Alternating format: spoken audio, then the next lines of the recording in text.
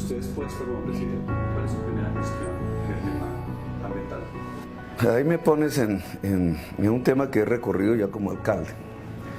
Pero como alcalde pude ver las tensiones, porque por eso fue que me destituyeron, tensiones profundas, no fue ni siquiera la política social, fue la política ambiental, el POT, Plan de Ordenamiento Territorial de Bogotá, que hundieron, y el reciclaje. El reciclaje fue lo que les permitió destituirme e inhabilitarme por 15 años. Y lo que hizo Peñalosa fue desmontar el modelo. Pero como presidente eso cambia de perspectiva, digamos, hay otro tipo de instrumentos y de medidas incluso fundamentales que se pueden tomar. Para mí el problema fundamental desde el punto de vista ambiental y creo que político de la humanidad es el cambio climático.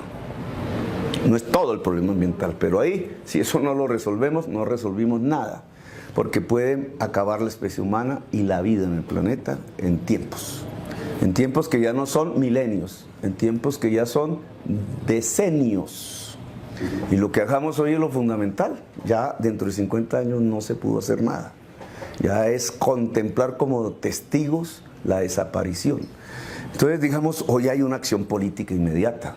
Es la política que cruza el mundo. Va a dividir los espacios políticos, lo mismo que el nacional. Fíjese usted que mientras las fuerzas políticas de Colombia gravitan alrededor de si se imita a Venezuela o no, el mundo está gravitando alrededor de si se mitiga el cambio climático o no. Si usted coloca el tema del cambio climático, que lo produce la evaporación a través de la tecnología del carbón y el petróleo, entonces Venezuela queda en el mundo que debe pasar, que se debe olvidar en términos de gran productor de petróleo.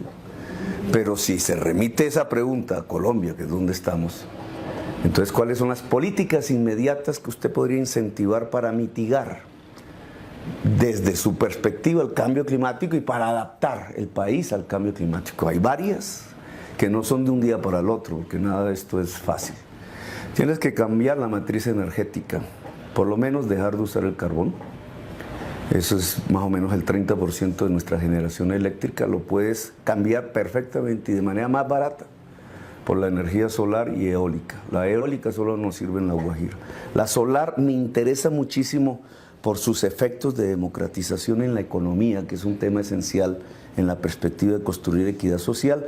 Si las normas, y hay una acción de gobierno, permiten que los hogares puedan instalar techos de energía solar en cualquier proporción, digamos, lo que produciría bajar las tarifas de energía eléctrica del hogar colombiano, pero al mismo tiempo posibilitar una producción dentro del hogar, generar puestos de trabajo y en grandes cantidades con energías limpias y al mismo tiempo una democratización, por tanto, de la economía mientras mitigas el cambio climático. Uno de los efectos inmediatos de una producción de energía solar distribuida es la electrificación del transporte. Entonces una serie de temas de debate, incluso hoy, adquieren todo su peso, su magnitud. Entonces había que tener taxis eléctricos, claro. Entonces había que dejarle el tema de los buses diésel con todas sus modalidades y pasar a los tranvías y al metro, claro. Entonces es que la inversión en 4G puede ser al final contraproducente si no priorizamos antes la red férrea nacional, claro, porque la red férrea nacional es eléctrica y abarata los costos de transporte. Entonces la inversión en Reficar fue uno de los peores errores del gobierno de Uribe y de Santos. Desde el punto de vista de la gerencia de los recursos públicos, un inmenso error, porque con eso hubiéramos podido financiar los metros, los tranvías o la instalación de la energía solar. Ahí hay un campo, digamos, de acción. Solo he tocado el tema de matriz energética. El tema de adaptación, que implica una reubicación de población, en primer lugar, en alto riesgo, en grandes ciudades y en todo el país. Separar, es lo que yo llamo ordenar el territorio alrededor del agua, no contra el agua. Entonces, ahí tienes una formulación de políticas concretas. Vamos a poner un caso concreto. Cartagena es la segunda ciudad con Miami de toda América que puede ser la más afectada en el corto plazo por el ascenso del mar.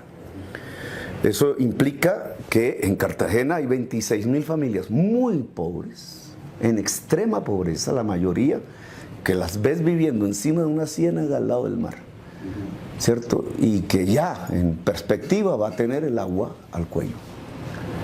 ¿Hay algún plan en este momento de reubicación? Ninguno, no les importa. Piensan que se van y punto, y resuelven su vida como quieran. Pues ese es el primer plan de adaptación al cambio climático, la reubicación de las familias que viven en alto riesgo en Colombia. Esa experiencia la tuve en concreto en Bogotá y me enfrentó contra Camacol, pero debe ser una prioridad absoluta desde el punto de vista de la adaptación. Que te remito a un segundo punto que me parece clave, porque lo hemos mencionado, el agua. Porque ordenar el territorio alrededor del agua significa que hay que tener una política también alrededor del agua. Y si tú miras el Cerrejón, ¿cuál es la política colombiana alrededor del agua? Incluso como crítica al proyecto político de Duque y Vargas Lleras, que es el mismo, casi gemelos. Es que ellos dicen, la economía colombiana solo se puede sostener ahora si sigue siendo dependiente del carbón y el petróleo, es decir, lo que produce el cambio climático. Están en el bando de Trump, están en el bando de Maduro. La palabra castrochavismo no nos enseña nada al respecto. Están en un bando atrasado políticamente. Santos, Uribe, Vargas, Duque, con Trump en los Estados Unidos, con el señor Maduro, con todos estos reinos de petroleros del mundo, porque son los que están tratando de frenar las políticas que salven la vida, que es mitigar el cambio climático. Bueno, usted tiene esa propuesta y entonces para poder sacar más petróleo, que se agotan las reservas, tienes que usar el agua. Entonces el agua la han puesto como un instrumento para la extracción del carbón y el petróleo con costo de vidas humanas como en La Guajira. La desertización del Cesar y todos los territorios de agua potable. Desde una perspectiva de adaptación al cambio climático, ¿cuál es la política alrededor del agua? Es que sus prioridades no pueden ser el petróleo y el carbón. Sus prioridades tienen que ser la vida. Y en primerísimo lugar, la vida humana, el agua potable, las infraestructuras del agua potable. El derecho al agua que yo quise volver realidad en Bogotá a través del consumo mínimo vital de agua potable gratuita. ¿Eso por qué es? Porque si hay agotamientos del agua y el agua es una mercancía, vas a tener la triste realidad de poblaciones enteras que no tienen capacidad económica, que no pueden tener el agua potable. Lo estás viendo ya en África. Por eso cruzan y se ahogan en el Mediterráneo hacia Europa. Por decenas de millones. Y se volverán centenares de millones. Eso también puede ocurrir en Colombia. Por tanto, el derecho al agua potable, que es el derecho a la vida, tiene que volverse una realidad en nuestro país. Y implica un cambio de la prioridad en inversiones. ¿Cierto? La infraestructura del agua potable, la infraestructura del agua para producir alimentos y la infraestructura del agua para producir vida, que es finalmente para lo que está en el planeta Tierra. Una concepción completamente contraria a la que implicaría un modelo carbonero y petrolero, tenga el nombre de Maduro en un lado, tenga el nombre de Trump en otro lado, tenga el nombre de Vargas o Duque.